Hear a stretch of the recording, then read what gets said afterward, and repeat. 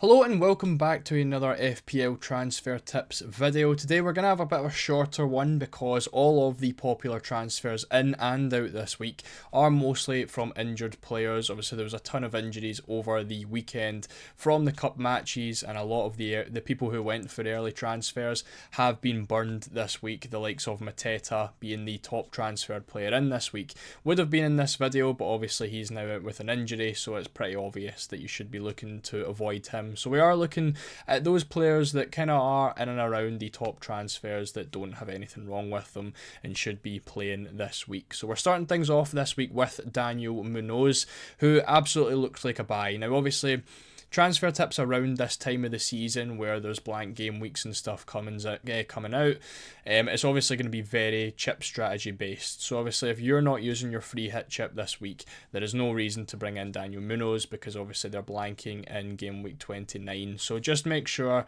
that, with a lot of these players that they've got games coming up, obviously if a player's got a double coming up, you're going to want to prioritise them over someone with a single game week. So Munoz for me would be a buy if you're using your free hit chip in game week 29, and I think if you are using your free hit in 29, you probably already have him because he has absolutely been one of the best defenders of recent weeks. Palace have had fantastic fixtures, and over the next couple they do still have really good fixtures. So they've got Ipswich at home this week, obviously blanking in 29, and then game week 30 they're up against Southampton away from home.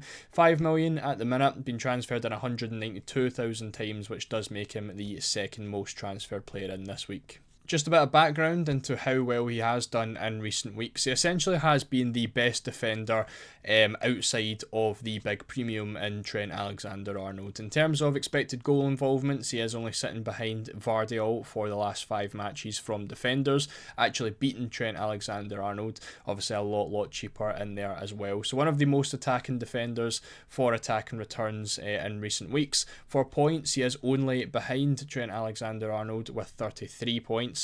To Trent's 37. Again, 4 points ahead of the likes of Tarkowski, who has had a double game week and stuff like that in recent weeks. Expected points from defenders this week as well. He is also sitting in second, only behind Trent, who obviously has Southampton at home, where you would be expecting a clean sheet from Liverpool and potentially some attacking returns. Of course, Munoz with a similar fixture with Ipswich at home and potential attacking returns in there makes him the second best defender for expected points this week. He is also a pretty decent long-term hold. Palace are expected to have a double game week in game week 32. It isn't the best double game week, of course. They've got Man City away from home and Newcastle away from home, which is going to be 2 pretty difficult fixtures. But obviously outside of the Ipswich and Southampton game, they've also got Brighton at home, which is going to be a big derby. The home fixture as well, you could expect something from him there.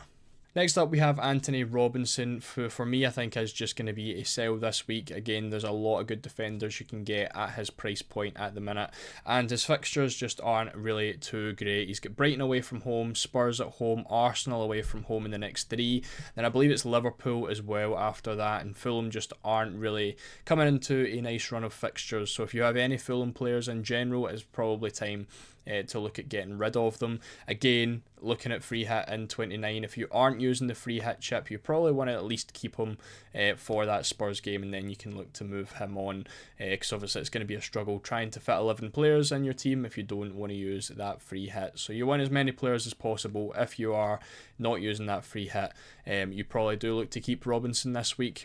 Again, ideally he is a sell.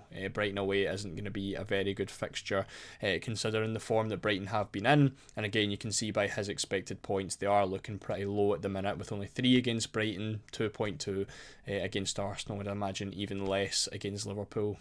Next, we are looking at Alexander Isak. Now, obviously, this is going to be very injury dependent. He has been struggling with an injury recently, played in the cup game over the week, and he came off with a slight, I want to say it was a slight precaution. It didn't look like it was anything too bad. And from what I've seen, he has been doing interviews and stuff prior to the Carabao Cup final, which he has been rumoured to be missing. But as far as it looks, he seems to be okay. His injury, if anything, will only be 1 match. Obviously this week it is going to be West Ham away from home. Now, For me, I think Isak has clearly been one of the best attackers in the game this year. And personally, I was looking to keep him in my team through the blank and just bench him. Obviously, I would still play him this week in hopes that he is going to play for game week 27. But his fixtures over the next few are absolutely brilliant. We can pull up the expected points over the next few matches from attackers, and Isak is still sitting in second place.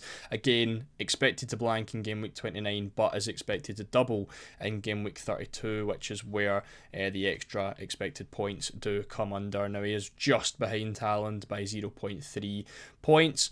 Now, my reason for keeping him, obviously, if he is ruled out for this week, you would be looking at 2 blanks in a row, and you probably would be looking to sell for another attacker.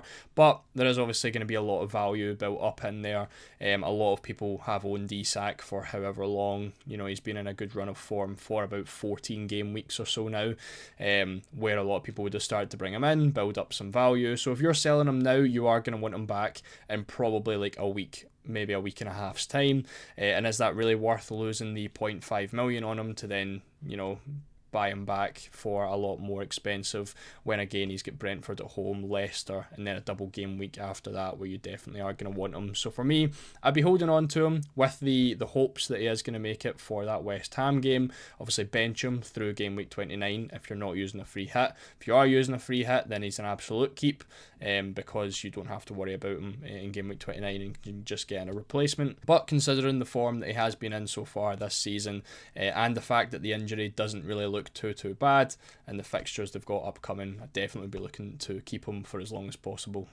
So we've only got 4 players today, and the last one we're going to be looking at is Dominic Szoboszlai. Now, he's another one, again, free hit dependent. Obviously doesn't have a match in game week 29, but he has been absolutely flying for Liverpool in recent game weeks. He is easily the 3rd best Liverpool player you can get outside of Trent Alexander-Arnold and Mohamed Salah. Obviously a very ideal fixture this week against Southampton at home. You could expect Liverpool to take a lot of goals off of them, and I would definitely be expecting Szoboszlai to be in with it. Only 6.4 million, so cheaper than a lot of your popular midfielders at the minute.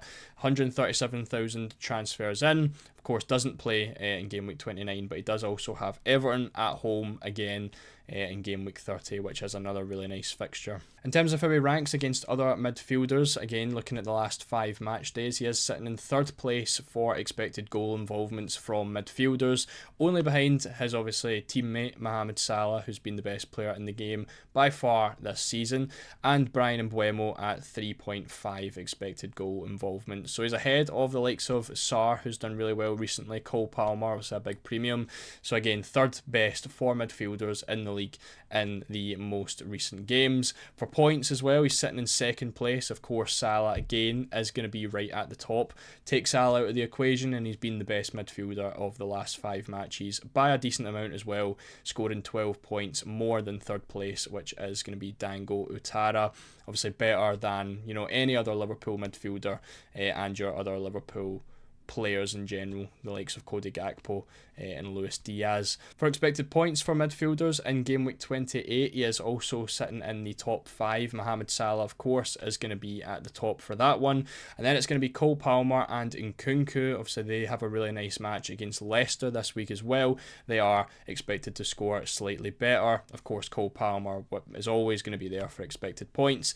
And then Szoboszlai and Nkunku are very close with 6.0 and 5.9. But once again, as you can see, Luis Diaz below Szoboszlai. Szoboszlai has the extra 0.1 for expected points, but he is looking like the best Liverpool midfielder at the minute. Again, despite not having that fixture in game week 29, you can see the next 5 down below. Very good run for Liverpool coming up, where you definitely would want to try and get the triple up. Again, if you're not on that free hit, it's probably game week 30 that you are going to want to try and get those guys in, whether that is Trent, whether that is Szoboszlai.